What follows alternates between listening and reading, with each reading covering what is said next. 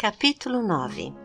Elizabeth passou a maior parte da noite no quarto da irmã e pela manhã teve o prazer de poder dar uma resposta satisfatória às perguntas que recebeu logo cedo do Sr. Bennet através de uma criada, e algum tempo depois às duas elegantes damas que serviam suas irmãs. Apesar da melhora, contudo, ela pediu que levassem um bilhete a Longbourn, manifestando o desejo de que a mãe fosse ver Jane e desse a sua própria opinião a respeito do seu estado. O bilhete foi imediatamente despachado e as providências também não tardaram. A Sra. Bennet, acompanhada das duas filhas menores, chegou a Netherfield pouco depois do almoço da família. Tivesse encontrado Jane em perigo aparente, a Sra. Bennet teria ficado muito abatida, mas, satisfeita por constatar que a situação não era alarmante, não desejou que a moça se recuperasse de imediato, pois o seu restabelecimento com certeza a tiraria de Netherfield. Não deu ouvidos, portanto, à proposta da filha para que fosse levada para casa. Também o farmacêutico, que chegou quase ao mesmo tempo, não achou aconselhável. Depois de passar algum tempo ao lado de Jane, a mãe e 3 das filhas aceitaram o convite da senhorita Bingley para se juntarem a ela na sala do café. Bingley foi então ao seu encontro com votos de que a Sra. Bennet não tivesse encontrado a filha pior do que imaginava. Na verdade, encontrei, senhor, foi a resposta. Ela está mesmo doente demais para ser transportada. O Sr. Jones disse que não podemos pensar em levá-la conosco. Somos obrigadas a abusar um pouco mais da sua gentileza. Transportá-la? Exclamou Bingley. De modo algum se deve pensar nisso. Minha irmã, estou certo, não aceitaria a ideia de que ela seja levada daqui.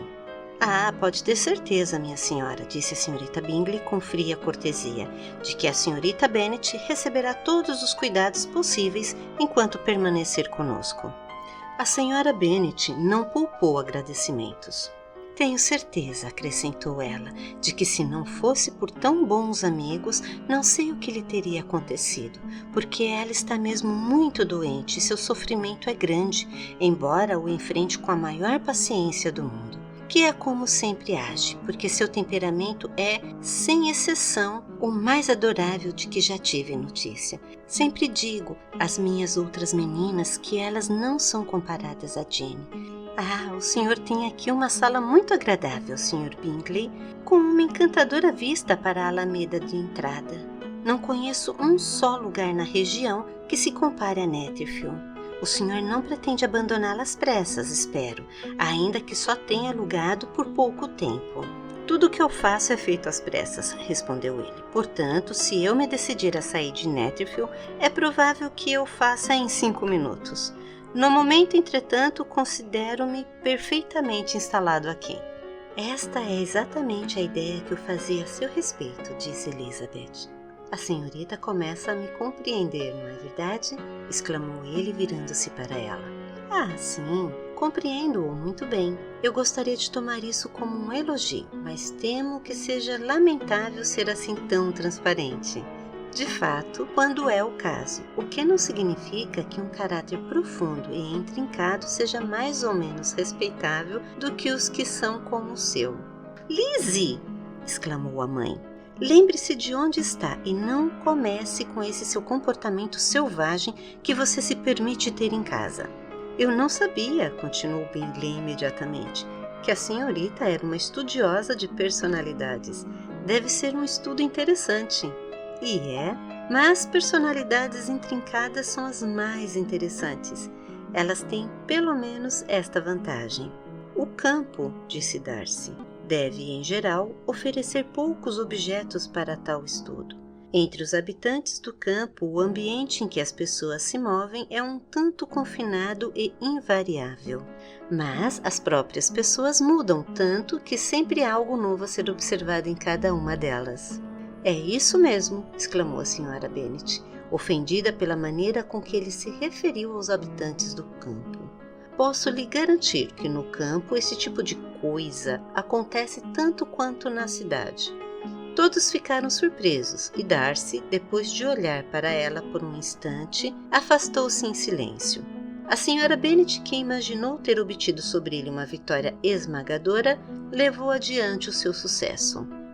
Eu, pessoalmente, não creio que Londres tenha grandes vantagens sobre o campo, com exceção das lojas e dos lugares públicos. O campo é muitíssimo mais agradável, não é, Sr. Bingley?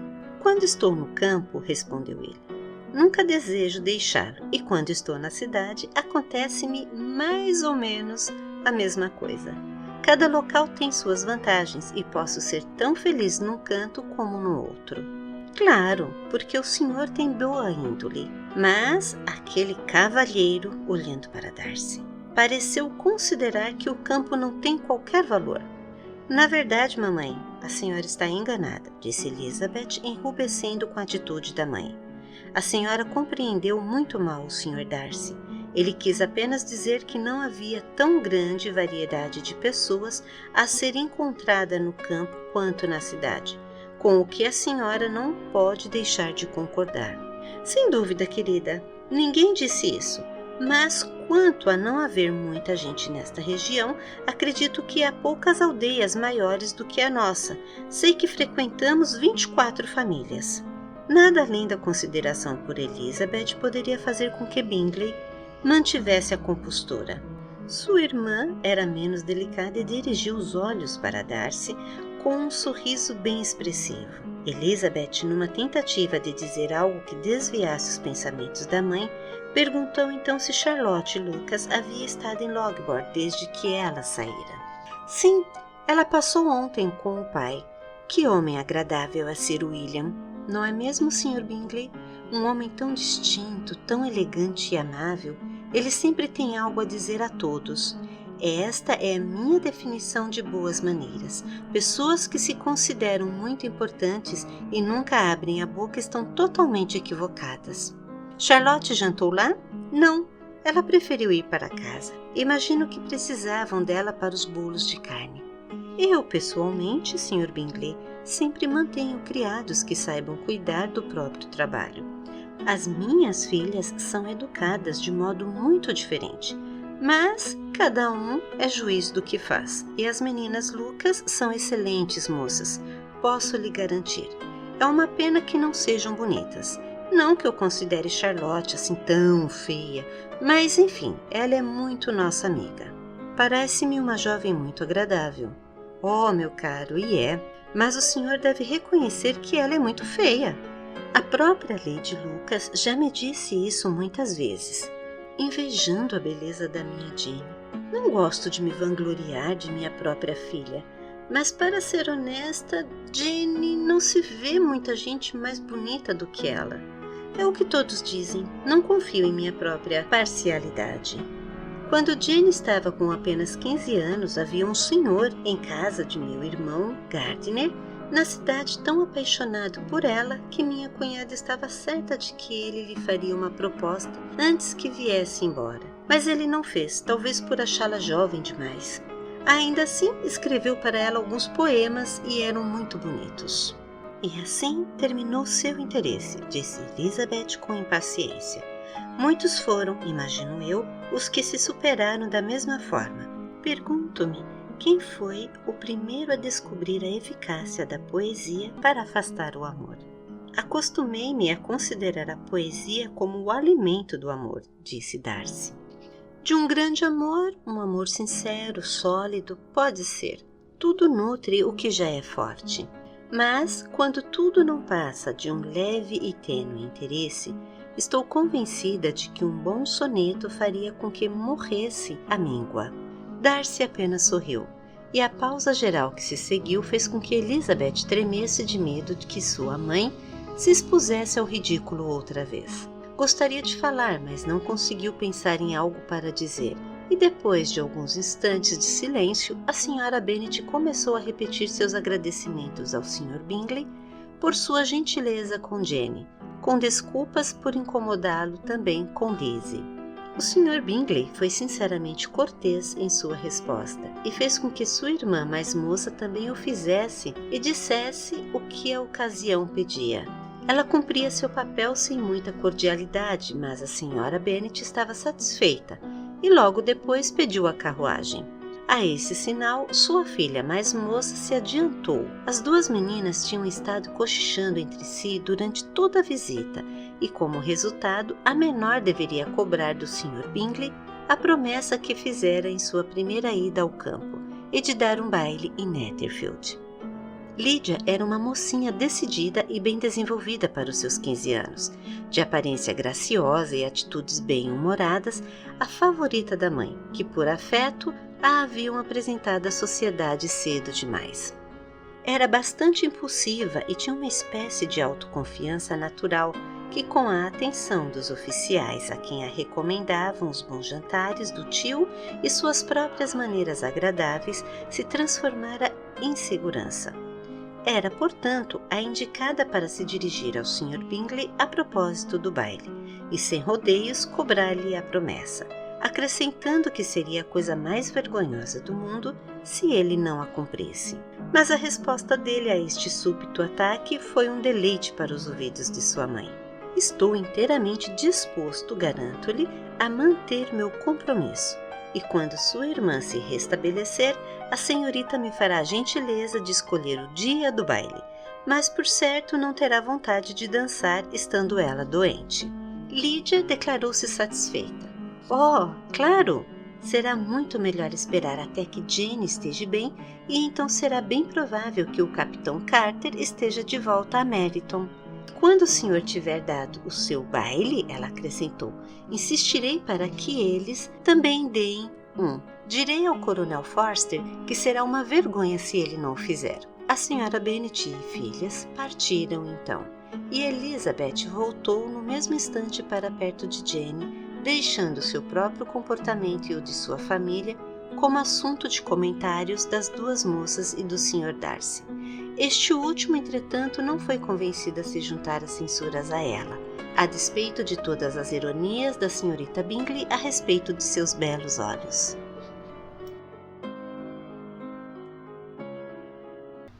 Capítulo 10. O dia transcorreu muito parecido com o anterior. A senhora Hurst e a senhorita Bingley passaram algumas horas da manhã com a doente, que continuava, embora aos poucos, a melhorar. À noite, Elizabeth juntou-se ao grupo na sala de estar.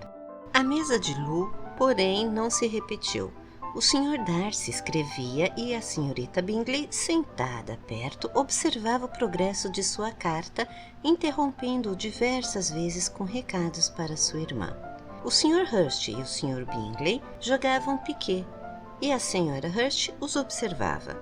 Elizabeth dedicou-se a costurar um pouco e tinha diversão suficiente prestando atenção ao que acontecia entre Darcy e sua companheira.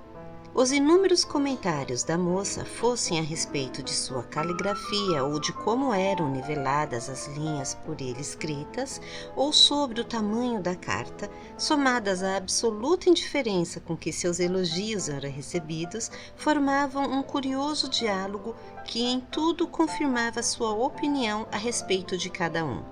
Como a senhorita Darcy ficará satisfeita ao receber esta carta? Ele não deu resposta. O senhor escreve incrivelmente rápido. Engano seu, escrevo até bem devagar. Quantas cartas o senhor deve escrever ao longo de um ano? Quantas cartas comerciais também? Como as considero detestáveis? É uma sorte, então, que escrevê-las seja minha incumbência e não sua. Diga, por favor, à sua irmã que anseio por vê-la. Já lhe disse uma vez a seu pedido. Receio que a ponta da pena não esteja a seu gosto. Deixe-me consertá-la. Faço pontas em penas admiravelmente bem. Obrigado, mas sempre faço eu mesma as pontas das minhas penas. Como é possível que sua escrita seja tão uniforme? Ele ficou em silêncio. Diga à sua irmã que estou encantada por saber de seus progressos na harpa e, por favor, lhe diga que estou extasiada com o belo esboço por ela desenhado para uma mesa e que o considero infinitamente superior ao da senhorita Grantley. Permita-me adiar seus arroubos até a próxima carta. No momento não tenho espaço para lhes fazer justiça. Ah, não tem importância. Eu a verei em janeiro, mas o senhor sempre escreve a sua irmã cartas tão longas e encantadoras, Sr. Darcy. Em geral são longas, mas se são sempre encantadoras, não me cabe afirmar. Trata-se de uma regra para mim. Alguém que tem facilidade para escrever uma longa carta não pode escrever mal. Isso não vai funcionar como elogios para Darcy, Caroline, exclamou seu irmão, porque ele não tem facilidade para escrever. Ele faz questão de encontrar palavras com 4 sílabas. Não é verdade, Darcy? Meu estilo é muito diferente do seu. Exclamou a senhorita Bingley. Charles escreve de modo mais descuidado que se possa imaginar. Deixa as frases pela metade e rasura o resto. Minhas ideias fluem tão depressa que não tenho tempo para exprimi-las. O que faz com que, às vezes, minhas cartas não transmitam ideia alguma ao destinatário. Sua humildade, Sr. Bingley, disse Elizabeth, deve desarmar qualquer censura. Nada é mais ilusório, disse Darcy, do que a aparência de humildade. Muitas vezes não passa de pouco caso e em outras de uma arrogância indireta. E qual dos casos se aplica à minha recente demonstração de modéstia? Arrogância indireta, pois você na verdade se orgulha de suas falhas ao escrever, porque as considera decorrentes de uma rapidez de pensamento e de um descuido na execução que você reputa, se não elogiáveis, pelo menos bastante interessantes.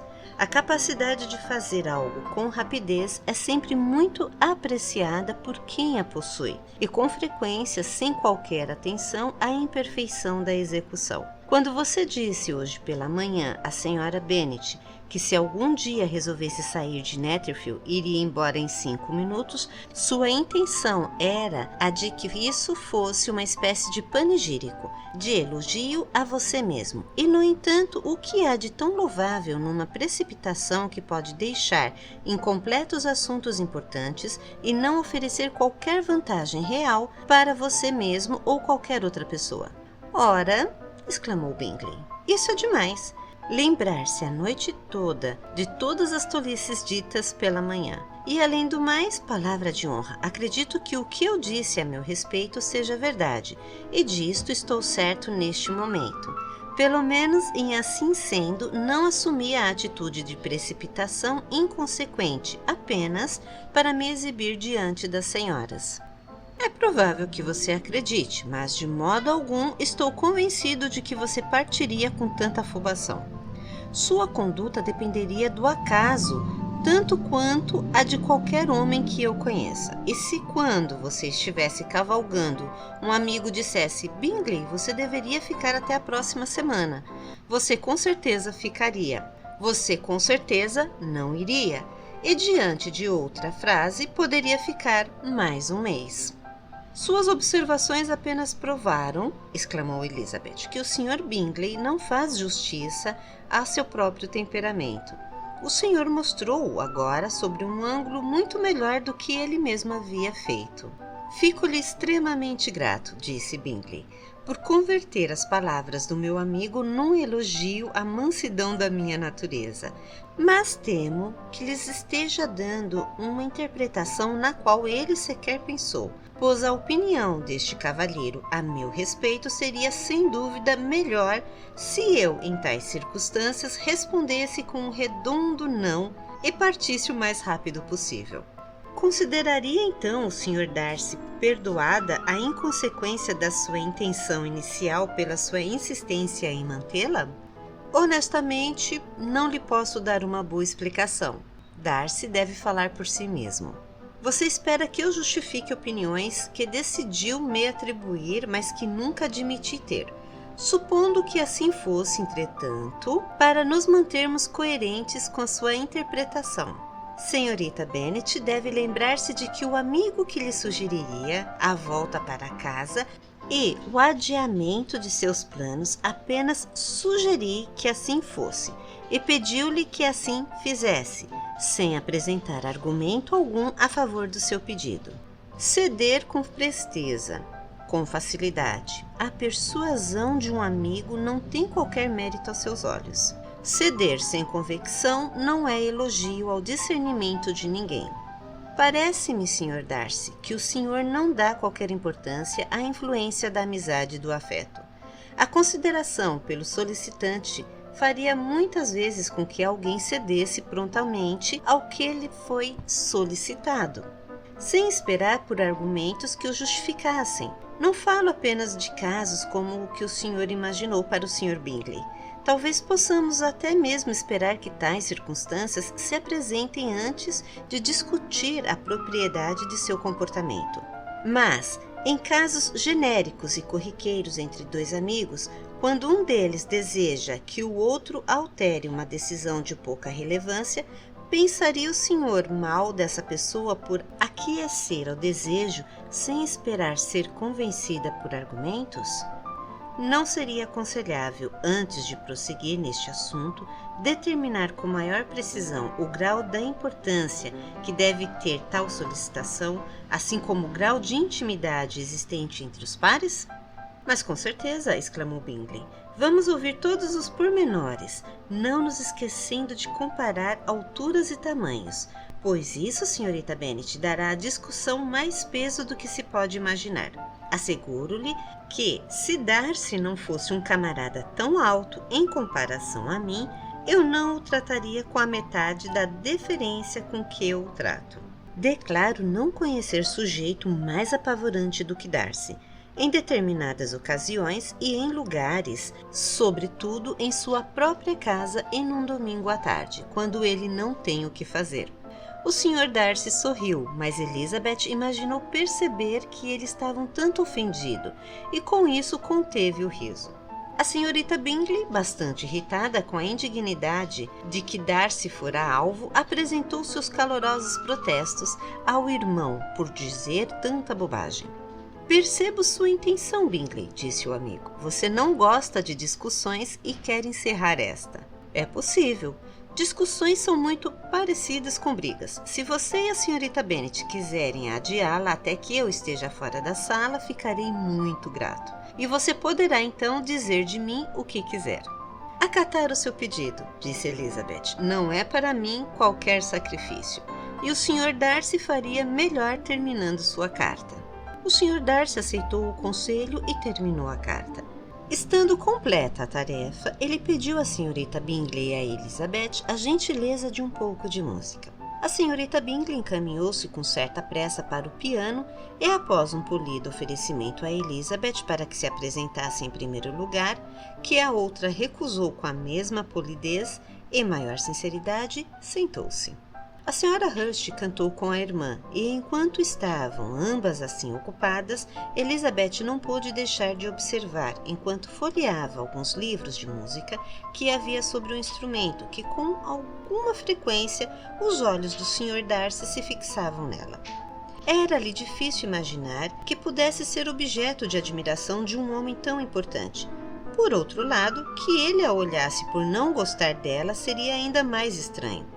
Conseguiu, entretanto, supor que afinal lhe chamava a atenção por haver nela algo mais inconveniente e repreensível, diante do que era para ele considerado adequado que em qualquer outra pessoa presente.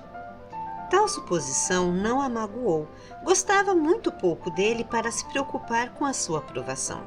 Depois de algumas canções italianas, a senhorita Bingley mudou o clima executando uma alegre balada escocesa. E logo a seguir o Sr. Darcy aproximou-se de Elizabeth e lhe disse: Não se sente bastante tentada, senhorita Bennet, a aproveitar esta oportunidade para dançar uma quadrilha? Ela sorriu, mas não deu resposta. Ele repetiu a pergunta, um tanto surpreso com o silêncio. Oh, disse ela, ouvi o que disse, mas não fui capaz de determinar de imediato o que responder. O senhor gostaria, bem sei, que eu respondesse sim, para ter o prazer de criticar meu gosto, mas sempre aprecio virar ao contrário este tipo de julgo e frustrar alguém em seu premeditado desprezo. Decidi, portanto, dizer-lhe que de modo algum desejo dançar qualquer quadrilha, e agora me menospreze se ousar. De fato, não ouso. Elizabeth, imaginando tê-lo insultado, ficou perplexa com tal galanteria. Mas havia em sua maneira um misto de doçura e malícia, que lhe tornava difícil insultar quem quer que fosse, e Darcy nunca estivera tão enfeitiçado por mulher alguma como estava por ela.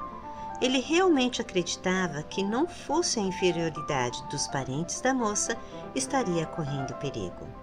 A senhorita Bingley viu ou suspeitou o bastante para sentir ciúmes, e a grande ansiedade pelo restabelecimento de sua caríssima amiga Jane recebeu algum incentivo do desejo de se ver livre de Elizabeth.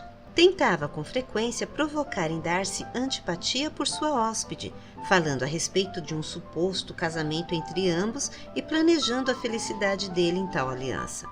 Espero, disse ela enquanto andavam juntos pelas aleias de arbustos no dia seguinte, que você dê à sua sogra, quando este desejável evento se realizar, algumas sugestões a respeito das vantagens de segurar a língua, e se conseguir, evite que as meninas mais moças corram atrás de oficiais.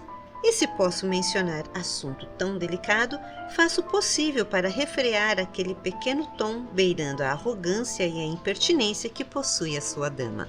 Alguma outra proposta para minha felicidade doméstica? Ah, tenho sim. Deixe que os retratos dos 2 tios Phillips sejam colocados na galeria de Pemberley. Coloque-os ao lado de seu tio-avô juiz. Estão todos na mesma profissão, como sabe, só que em linhas diferentes. Quanto ao retrato de sua Elizabeth, pois que pintor faria justiça àqueles belos olhos? Não seria fácil, realmente, captar-lhes a expressão, mas a cor e o formato, bem como os cílios tão delicados, poderiam ser copiados. Neste momento se viram no cruzamento com outra Leia, diante da senhora Hurst e da própria Elizabeth. Não sabia que vocês pretendiam caminhar, disse a senhorita Bingley um tanto confusa, receando terem sido ouvidos. Vocês se portaram muito mal conosco, respondeu a senhora Hurst, desaparecendo sem nos dizer que iam sair. Então, segurando o braço livre do Sr. Darcy, deixou Elizabeth andando sozinha.